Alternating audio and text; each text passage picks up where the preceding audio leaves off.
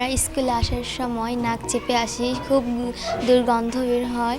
তারপরে আমাদের এখানে অনেক শিক্ষার্থী চলে গেছে, অন্য স্কুলে ভর্তি হয়েছে দুর্গন্ধর জন্য। এটা শহীদ মিনার নাকি ডাস্টবিনের সম্প্রসারণ? প্রশ্নটা অস্বস্তিকর হলেও বাস্তবতা এমনই। কাক টানছে ময়লা, কুকুর ঘেঁটে দিচ্ছে আবর্জনা, আর ঠিক পাশেই শহীদ মিনার, যেখানে শিশুদের শেখার কথা ভাষার ইতিহাস, সেখানে প্রতিদিন তারা শ্বাস নিচ্ছে দুর্গন্ধ আর ঝুঁকির মধ্যে।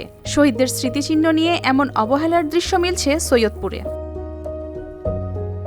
শহরের রাজ্জাকিয়া সরকারি প্রাথমিক বিদ্যালয়ের সামনে নির্মিত শহীদ মিনারের একপাশেই রয়েছে সৈয়দপুর পৌরসভার একটি ডাস্টবিন, যার উপচে পড়া বর্জ্য ছড়িয়ে যাচ্ছে পুরো শহীদ মিনার চত্বরে। কুকুর ও কাক ময়লা টানাটানি করায় পরিবেশ হয়ে উঠছে আরও নোংরা। তীব্র দুর্গন্ধে শিক্ষক, শিক্ষার্থী ও পথচারীদের করতে হচ্ছে নাক চেপে চলাচল।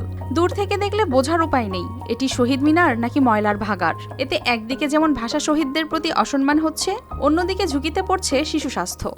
শহীদ মিনারের পাশে একটা ডাস্টবিন আছে, এখান থেকে প্রচণ্ড দুর্গন্ধ আসে।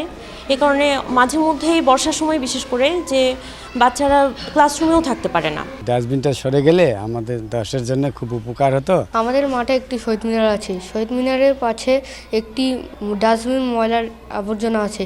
ওখানের পরিবেশটা একটু নষ্ট হয়েছে, নিঃশ্বাস নিতে পারি না। স্থানীয়দের দাবি, ভাষা শহীদদের প্রতি সম্মান জানাতে দ্রুত শহীদ মিনারের পাশ থেকে ডাস্টবিন সরিয়ে এলাকার পরিচ্ছন্নতা রক্ষায় অবিলম্বে কার্যকর পদক্ষেপ চান তারা।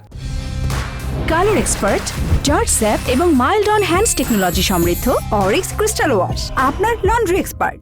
21শে ফেব্রুয়ারি উদযাপিত হয়ে থাকে করে আমাদের কোমলমতি শিশু যারা এই মাঠে খেলাধুলা করে, তাদের খেলাধুলা, তাদের স্বাস্থ্য সুরক্ষা সব দিক বিবেচনা করে এই ডাস্টবিনটি অপসারণ করা হোক। শিক্ষকদের মতে তীব্র দুর্গন্ধের কারণে নিয়মিত ক্লাস নেওয়া কঠিন হয়ে পড়ে। তাছাড়া বর্ষা মৌসুমে পরিস্থিতি আরও ভয়াবহ হয়ে ওঠে। অনেক শিক্ষার্থী স্কুলেও আসতে চায় না। এমনকি মাঠে খেলাধুলা ও আন্তর্জাতিক মাতৃভাষা দিবসে শহীদদের প্রতি শ্রদ্ধা নিবেদনেও সৃষ্টি হয় বাধা। এই ডাস্টবিনে এলাকাবাসী ময়লা ফেলে, তো দেখা যায় মাঝে মধ্যে পৌরসভার গাড়ি নিয়মিত আসে না, ময়লা একেবারে আমাদের পুরো মাঠ ছড়ায় যায়।